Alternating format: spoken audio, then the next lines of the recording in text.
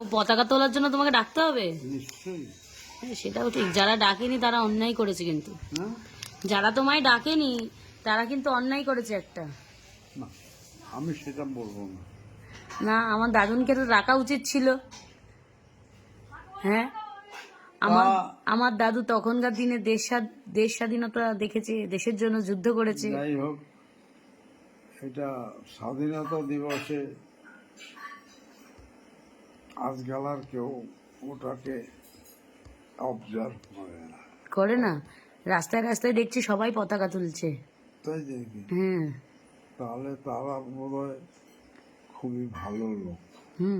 আবার দেখলাম সেই স্কুল থেকে সব রাস্তায় রাস্তায় র্যালি করতে বেরায় না, স্কুলের বাচ্চাদেরকে নিয়ে ওরকম র্যালি করতে বেরিয়েছে। আমি গাড়ি চালাচ্ছিলাম বলে তোমার জন্য ভিডিও করতে পারিনি। তাই গাড়ি না চালালে তোমার জন্য ভিডিও করে আনতাম।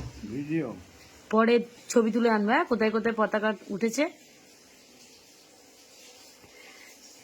আর সবাই যারা যারা আমার দাদুকে পতাকা তোলার জন্য ডাকেনি তারা অন্যায় করেছে। না, I will never say like that. No, I will never say. They have got some devote or some people,